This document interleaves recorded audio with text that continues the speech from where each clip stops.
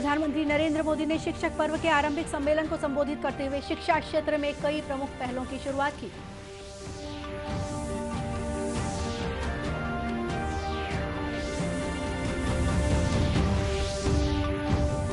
देश में कल 1 करोड़ 13 लाख से अधिक लोगों को कोविड टीका लगाया गया। वहीं छत्तीसगढ़ में 11 जिलों में कोरोना संक्रमण के एक भी मामले सामने नहीं आए।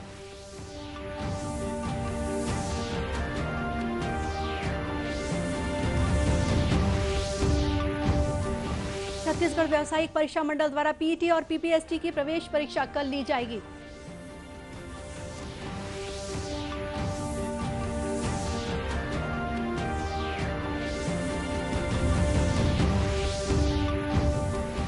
और मुख्यमंत्री भूपेश बघेल के पिता नंद कुमार बघेल को रायपुर की एक अदालत ने 21 सितंबर तक के लिए न्यायिक अभिरक्षा में जेल भेजा।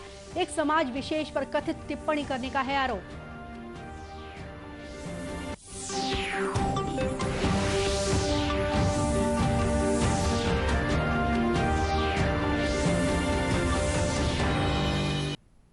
नमस्कार, आप देख रहे हैं दूरदर्शन समाचार। मैं हूं गोपा सान्याल। अब समाचार विस्तार से। प्रधानमंत्री नरेंद्र मोदी ने आज शिक्षा पर्व के आरंभिक सम्मेलन के दौरान कई तकनीकों और पहल की शुरुआत की। उन्होंने दृश्य श्रव्य बाधित लोगों के लिए भारतीय सांकेतिक भाषा कोश और ऑडियो पुस्तक का विमोचन भी किया। प्रधानमंत्री ने केंद्रीय माध्यमिक शिक्षा बोर्ड की स्कूल गुणवत्ता आश्वासन और आकलन रूपरेखा भी जारी की। उन्होंने निपुण भारत के लिए निष्ठा शिक्षक प्रशिक्षण कार्यक्रम और विद्यांजलि पोर्टल भी शुरू किए। यह पोर्टल शिक्षा क्षेत्र के स्वयंसेवकों, दानदाताओं और कॉरपोरेट सामाजिक उत्तरदायित्वों (CSR) योगदान करने वालों की सुविधा बढ़ाएगा। प्रधानमंत्री ने कहा कि आज शुरू की गई विभिन्न तकनीकों और पहल से क्षेत्र का भविष्य उन्नत होगा। ऐसी ही एक पहल स्कूल गुणवत्ता आश्वासन और आकलन रूपरेखा से न केवल शिक्षा में प्रतिस्पर्धा बढ़ेगी, बल्कि यह विद्यार्थियों को भविष्य के लिए तैयार भी करेगी। प्रधानमंत्री ने कोविड महामारी के मुश्किल समय में कार्य के लिए शिक्षकों की सराहना की। उन्होंने राष्ट्रीय पुरस्कार से सम्मानित सभी शिक्षकों को बधाई दी।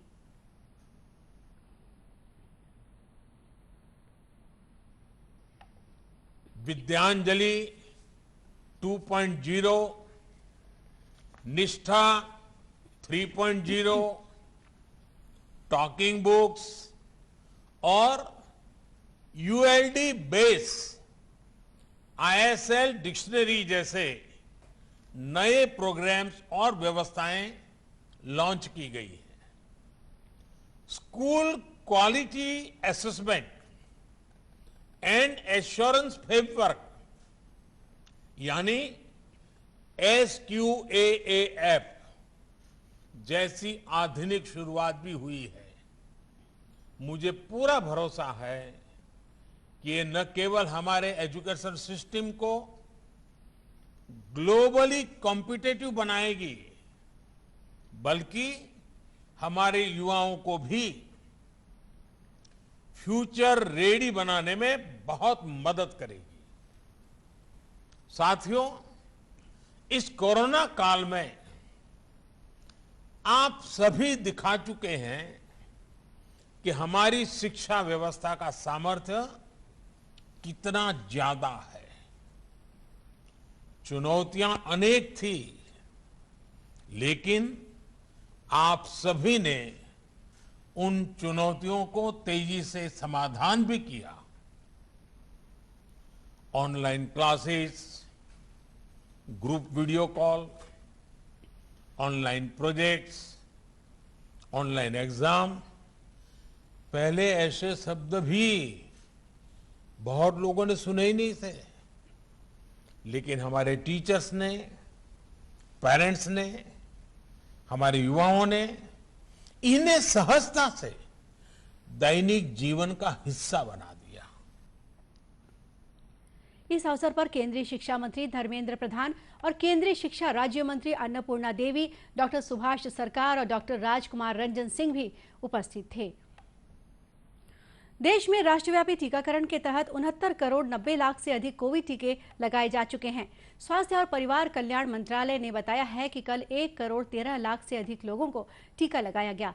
मंत्रालय ने बताया है कि कल 42,000 से अधिक मरीज स्वस्थ हुए। स्वस्थ होने की दर 97.48% है। अब तक 3 करोड़ 22 लाख से अधिक रोगी स्वस्थ हुए हैं। कल करीब 32,000 कोविड के नए मरीजों की पुष्टि हुई। वर्तमान में 3,92,864 संक्रमित रोगियों का इलाज चल रहा है। वहीं छत्तीसगढ़ में कोविड रोधी टीकाकरण अभियान जारी है। स्वास्थ्य विभाग के अनुसार अब तक 1,51,17,000 से अधिक लोगों को कोविड वैक्सीन दी जा चुकी है। राज्य में कल कोरोना संक्रमण के 37 नए मामले सामने आए। वहीं 11 जिलों में कोरोना का कोई नया मरीज नहीं मिला। राज्य में कोरोना की औसत पॉजिटिविटी दर 0.12% पहुंच गई है। राज्य में इस समय 354 संक्रमितों का इलाज विभिन्न अस्पतालों और होम आइसोलेशन में किया जा रहा है। छत्तीसगढ़ व्यावसायिक परीक्षा मंडल रायपुर के द्वारा आयोजित पीईटी और पीपीएसटी की प्रवेश परीक्षा 8 सितंबर को आयोजित की जाएगी। परीक्षा के प्रथम पाली में पीईटी प्रवेश परीक्षा सुबह 9 बजे से 12:15 बजे तक तथा द्वितीय पाली में पीपीएसटी की परीक्षा दोपहर 2 बजे से 5:15 बजे तक संचालित की जाएगी। पीईटी की परीक्षा रायपुर शहर के 11 परीक्षा केंद्रों में तथा पीपीएसटी की प्रवेश परीक्षा 14 परीक्षा केंद्रों में आयोजित की जाएगी। वहीं उच्चतम न्यायालय ने राष्ट्रीय पात्रता सह प्रवेश परीक्षा नीट यूजी को टालने से इनकार करते हुए कहा है कि वह प्रक्रिया में हस्तक्षेप नहीं करना चाहता है और इसकी तारीख में बदलाव करना अनुचित होगा। नीट यूजी 12 सितंबर को होनी है। न्यायमूर्ति एएम खानविलकर, न्यायमूर्ति ऋषिकेश रॉय और न्यायमूर्ति सीटी रविकुमार की 3 सदस्यीय पीठ ने कहा कि यदि छात्र कई परीक्षाओं में बैठना चाहते हैं तो उन्हें प्राथमिकता तय करनी होगी और अपना विकल्प चुनना होगा, क्योंकि ऐसी स्थिति तो कभी नहीं हो सकती जिसमें परीक्षा की तारीख से हर कोई संतुष्ट हो। प्रदेश की जनसंख्या में अन्य पिछड़ा वर्ग और आर्थिक रूप से कमजोर वर्गों के सर्वेक्षण का कार्य 1 सितंबर से शुरू हो गया है। सर्वेक्षण का कार्य 12 अक्टूबर तक किया जाएगा। छत्तीसगढ़ क्वांटिफाइबल डेटा आयोग के मोबाइल ऐप के माध्यम से कोई भी अपना पंजीयन इसमें करा सकता है। इस संबंध में डाटा आयोग के अध्यक्ष सेवानिवृत्त न्यायाधीश छबिलाल पटेल ने दुर्ग में विभिन्न समाज के सदस्यों की बैठक ली। श्री पटेल ने कहा कि आयोग अपने काम को सुव्यवस्थित और सटीक तरीके से पूरा कर सके, इसके लिए पोर्टल और मोबाइल ऐप का निर्माण किया गया है। यह मोबाइल ऐप आयोग के साथ साथ आवेदकों के लिए भी काफी सुविधाजनक होगा। और इसका उद्देश्य है कि हमारे छत्तीसगढ़ में जो जनसंख्या है हमारी, उसमें अन्य पिछड़ा वर्ग की संख्या कितनी है, इसके बारे में हम डाटा संकलन करना चाहते हैं। इसके अलावा सामान्य वर्ग में समझिए इकोनॉमिकली वीकर सेक्शन EWS, जैसे आर्थिक रूप से कमजोर वर्ग की श्रेणी में है, तो उनकी गणना भी हमको करना है और उसके डाटा संकलन के लिए हम प्रयासरत हैं। गौरतलब है कि 1 सितंबर को मुख्यमंत्री भूपेश बघेल ने राज्य की जनसंख्या में अन्य पिछड़ा वर्ग और आर्थिक रूप से कमजोर वर्गों की गणना के लिए छत्तीसगढ़ क्वांटिफाइबल डेटा कमीशन के मोबाइल ऐप और वेब पोर्टल लॉन्च किया। छत्तीसगढ़ का पारंपरिक त्योहार पोला कल प्रदेश भर में पूरे उत्साह के साथ मनाया गया। दुर्ग जिले के मड़ियापार में भी इस दौरान पोला महोत्सव का आयोजन किया गया, जहां ग्रामीण खेलों के अनोखे रंग देखने को मिले। महोत्सव में बैल दौड़, गेड़ी, फुगड़ी, मटका फोड़ और बैल सजाओ प्रतियोगिता में लोगों ने बढ़ चढ़कर भाग लिया। महोत्सव की शुरुआत नंदी की पूजा अर्चना से की गई। इस दौरान बैल दौड़ प्रतियोगिता विशेष आकर्षण का केंद्र रही।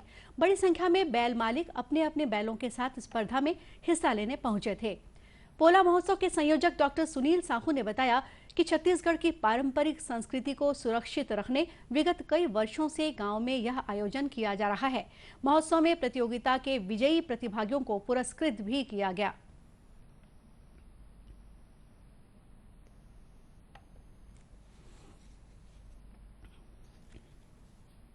ये पोला महोत्सव छत्तीसगढ़ की संस्कृति नहीं, पूरे देश की जो पौराणिक संस्कृति है उस पर आधारित यह महोत्सव है और मूल रूप से यह किसानों का उत्सव है।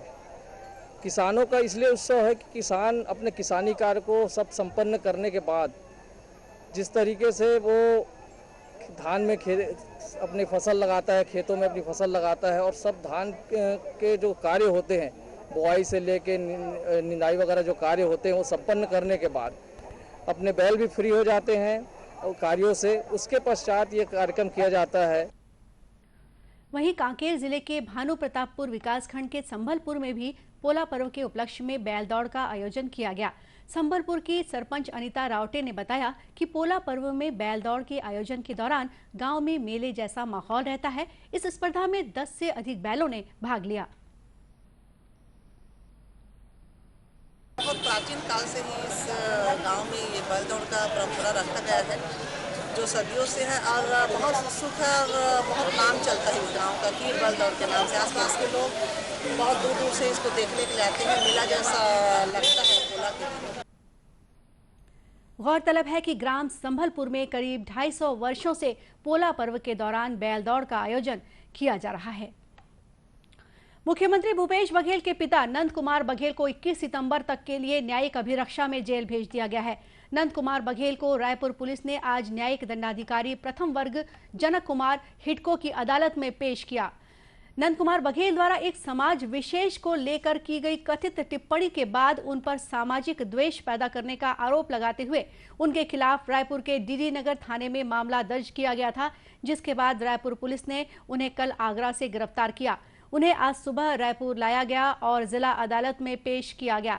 नंद कुमार बघेल द्वारा जमानत आवेदन प्रस्तुत करने से इनकार किए जाने के बाद अदालत ने उन्हें 21 सितंबर तक के लिए न्यायिक रिमांड पर जेल भेज दिया है। आजादी के लिए भारत का शानदार संघर्ष आधुनिक विश्व के महानतम संघर्षों में से एक है। दूरदर्शन समाचार इतिहास की धारा बदलने वालों की झलक रोजाना आपके लिए लेकर आ रहा है। आज हम बात करेंगे पहले गोलमेज सम्मेलन के बारे में। ब्रिटिश सरकार द्वारा भारतीय नेताओं का यह सम्मेलन लंदन में 12 नवंबर 1930 को बुलाया गया था।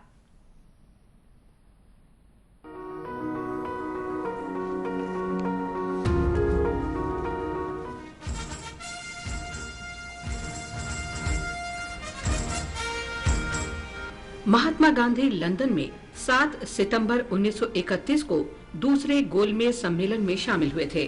भारत सरकार अधिनियम 1919 की समीक्षा के लिए 1927 में साइमन कमीशन नियुक्त किया गया। इसी साइमन कमीशन की रिपोर्ट भारत के भावी संविधान पर ब्रिटेन में चर्चा का आधार बनी। ये विचार विमर्श 3 सम्मेलनों में कई बैठकों के दौरान हुआ। इन सम्मेलनों को गोलमेज सम्मेलन के नाम से जाना जाता है। पहला गोलमेज सम्मेलन नवंबर 1930 में शुरू हुआ, जिसमें सभी भारतीय प्रांतों से और इंडियन नेशनल कांग्रेस को छोड़कर सभी दलों के 73 प्रतिनिधियों ने भाग लिया। इंडियन नेशनल कांग्रेस औपनिवेशिक ब्रिटिश सरकार के विरोध में सविनय अवज्ञा आंदोलन चला रही थी। दूसरा गोलमेज सम्मेलन सितंबर 1931 में हुआ, जिसमें कांग्रेस के प्रतिनिधि के रूप में गांधी जी शामिल हुए। सम्मेलन असफल रहा और संविधान या सांप्रदायिक प्रतिनिधित्व के बारे में कोई समझौता नहीं हो सका। तीसरा और अंतिम गोलमेज सम्मेलन नवंबर 1932 में हुआ। विचार विमर्श के हिसाब से ये छोटा सम्मेलन था और ज्यादा महत्वपूर्ण भी नहीं था। इसमें न तो कांग्रेस शामिल हुई और न ब्रिटिश लेबर पार्टी। गोलमेज सम्मेलनों में विचार विमर्श के परिणाम स्वरूप ब्रिटिश सरकार भारत सरकार अधिनियम 1935 लेकर आई, जिससे भारत में प्रांतीय स्वायत्तता स्थापित हुई।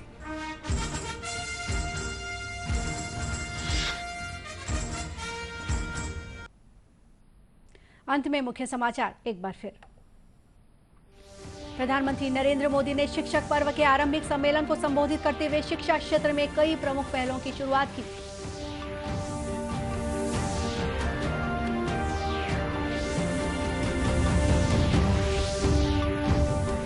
देश में कल 1 करोड़ 13 लाख से अधिक लोगों को कोविड टीका लगाया गया। वहीं छत्तीसगढ़ में 11 जिलों में कोरोना संक्रमण के एक भी मामले सामने नहीं आए।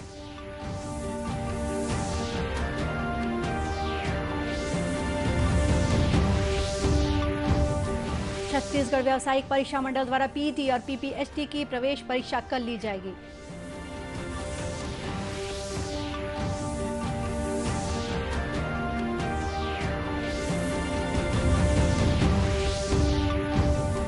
और मुख्यमंत्री भूपेश बघेल के पिता नंद कुमार बघेल को रायपुर की एक अदालत ने 21 सितंबर तक के लिए न्यायिक अभिरक्षा में जेल भेजा। एक समाज विशेष पर कथित टिप्पणी करने का है आरोप। और इसी के साथ ये समाचार बुलेटिन यहीं समाप्त हुआ।